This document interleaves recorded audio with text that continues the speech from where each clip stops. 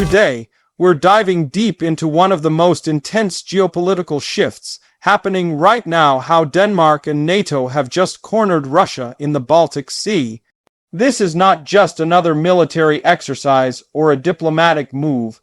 This is a strategic play that could reshape the balance of power in Northern Europe and possibly define the next stage of East-West confrontation. So, let's unpack how Denmark, one of NATO's smaller but most strategically located members, is now playing a massive role in containing Russian influence in the Baltic region. For years, the Baltic Sea has been a tense zone, a narrow stretch of water connecting Russia's key naval access to the world through the port of Kaliningrad and St. Petersburg. This sea has become the front line between NATO and Russia. After the Ukraine invasion, NATO didn't just expand on land, it expanded its power in the Baltic. With Finland and Sweden now joining the alliance, the entire northern flank of Europe is under NATO control. The only gap left is Russia's limited coastline and its isolated Kaliningrad enclave. Now, Denmark's recent moves, together with NATO's reinforcement, have effectively sealed that gap, leaving Moscow with almost no strategic freedom in the Baltic. Denmark might not seem like a military powerhouse, but its geography gives it immense leverage. The Danish Straits, the narrow passages between the North Sea and the Baltic Sea, act as the gatekeeper to the entire region. Every single Russian naval vessel that wants to enter or exit the Baltic must pass through these waters, which Denmark controls. For decades, this has been an unspoken pressure point, but recent developments have turned it into a real military chokehold. NATO has quietly positioned itself to monitor and, if necessary, restrict Russian movements here. This means that in any future conflict, Denmark could literally trap the Russian Baltic fleet in its own backyard. In the past few months, Denmark has dramatically ramped up its cooperation with NATO allies, especially the United States and the UK. New surveillance systems, radar networks, and naval defense structures have been deployed along the Danish islands. The country's navy is now one of the most modern and technologically advanced small fleets in Europe. Its frigates and patrol vessels are integrated directly into NATO command, giving the alliance instant access to real-time intelligence about the movement of Russian ships or submarines. This integration effectively makes Denmark NATO's eyes and ears in the Baltic. Meanwhile, Russia has been trying to respond. Moscow has increased military activity around Kaliningrad, moving in new missile systems and strengthening coastal defenses. But despite these efforts, the geography simply doesn't favor Russia.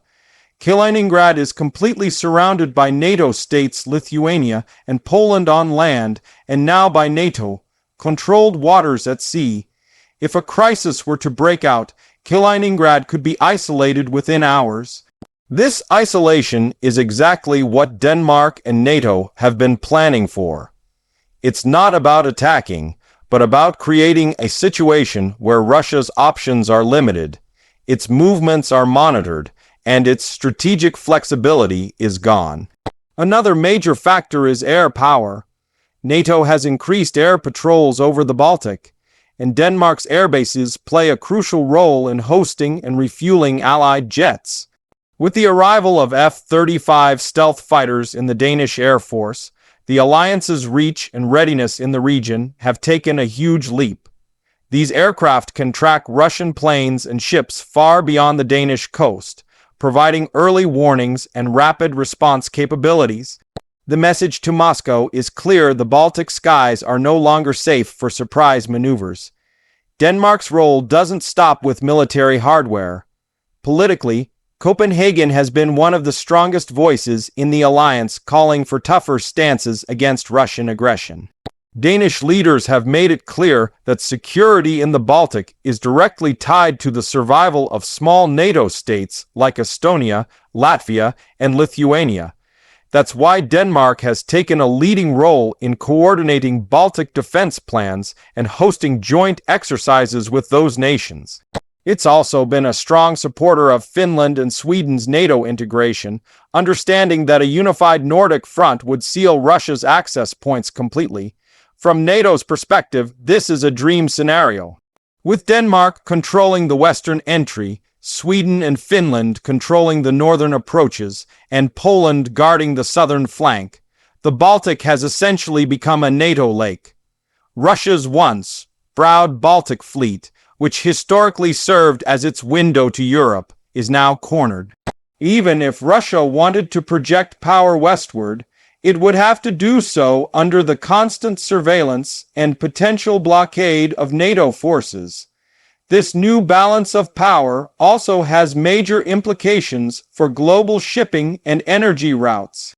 The Baltic Sea is a key transit zone for oil, gas, and commercial trade.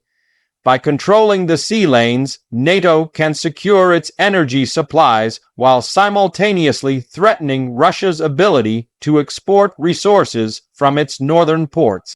Denmark's position at the choke point of maritime traffic gives it economic leverage as well as military advantage. This dual role, both as a gatekeeper and as a shield, is why Denmark has become one of NATO's most valuable members in the current crisis.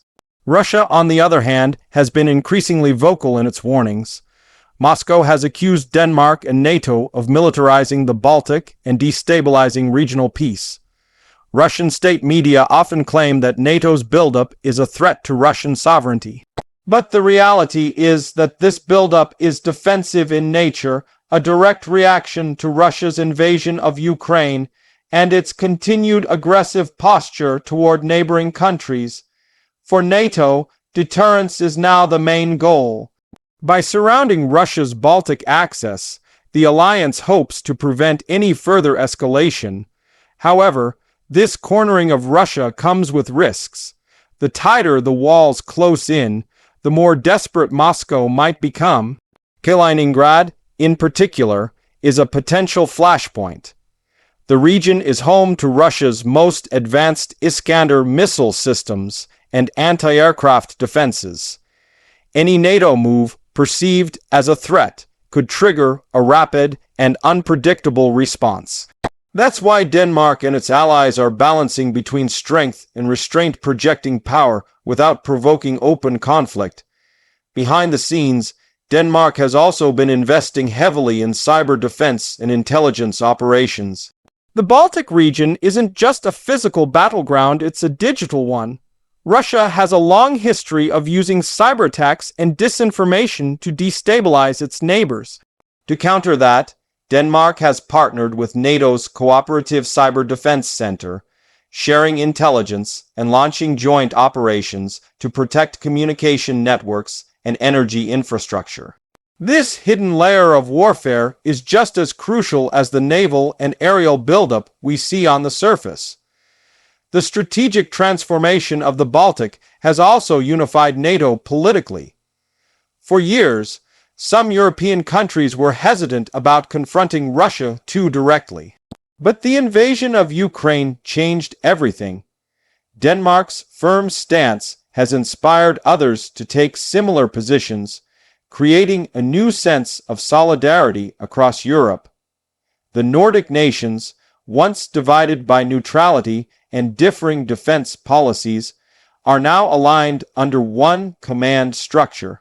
This is something Russia never wanted to see: a completely unified northern front capable of responding instantly to any threat. Economically, Denmark is also playing smart. By increasing defense spending and participating in joint NATO projects, it's not only improving its security, but also strengthening its domestic industries. Shipyards, radar technology companies, and defense contractors are booming as the nation modernizes its military. This economic dimension gives Denmark additional motivation to stay at the forefront of the NATO strategy. It's no longer just about defense, it's about shaping the entire regional power architecture. Public opinion in Denmark has also shifted dramatically. The Danish people, who once preferred neutrality and low defense budgets, now strongly support their government's tougher approach toward Russia. The memory of the Ukraine invasion, constant Russian cyber attacks, and the threat of energy blackmail have convinced many that deterrence is the only option. This national unity gives Denmark's leadership the political capital to take bold moves within NATO moves that smaller nations often hesitate to make. As NATO expands its infrastructure, Denmark is hosting more multinational exercises than ever before. These drills simulate real-world scenarios, from defending the Baltic Islands to intercepting submarines and securing supply lines. Every exercise sends a signal to Moscow. NATO is ready, coordinated, and united. The Danish archipelago, once a quiet corner of northern Europe, has turned into one of the most strategically active zones on the continent. Meanwhile, Russia faces an increasingly narrow window of maneuver. Its Baltic fleet can't leave without being detected. Its air operations are monitored, and its cyber campaigns face stronger resistance. The isolation of Kaliningrad symbolizes the larger isolation of Russia itself, cut off from Europe politically, economically, and now militarily. Moscow's options are shrinking, and it knows that any aggressive move in the Baltic would be met with overwhelming NATO response. The most striking part of this whole situation is how Denmark, a relatively small country, has managed to become a central figure in one of the world's biggest power struggles. Its strategic geography, its advanced technology, and its unwavering alliance with NATO have combined to create an outsized influence. Denmark is no longer a passive player. It's an active shaper of European security policy. Looking ahead, the next few years will be crucial.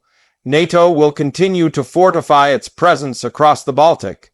New radar systems, submarine detection networks, and anti-missile defenses will make the region almost impenetrable. Russia will likely test NATO's resolve with provocations, close flyovers, and cyber attacks. But every move will only push the alliance to strengthen further. The era of Russian dominance in the Baltic is coming to an end, replaced by a new order where NATO, led in part by Denmark, holds the advantage. This shift doesn't just change military balance, it changes the psychology of power in the region. Russia has long relied on intimidation and unpredictability to maintain influence, but now that influence is fading. The nations around the Baltic are no longer afraid, they are united, coordinated, and protected. Denmark's leadership and NATO's backing have given them a new sense of confidence that Moscow can no longer exploit. In conclusion, what we are witnessing is a complete redefinition of the Baltic Sea. Once a contested zone, it has now become a controlled and defended NATO stronghold. Denmark and NATO have successfully cornered Russia, not through aggression, but through strategy, cooperation, and smart use of geography. The Baltic is no longer Russia's playground, it's NATO's shield, and Denmark stands right at the center of it, holding the key to the most important maritime gate in Northern Europe. The message to the world is clear.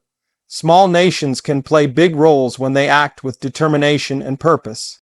Denmark's actions have proven that geography, technology, and alliance can together change the course of history. As Russia struggles to adapt to this new reality, the Baltic will remain a symbol of how unity and strategy can outmaneuver even the most powerful adversary. And that's how Denmark and NATO have managed to corner Russia quietly, effectively, and decisively right in the heart of the Baltic.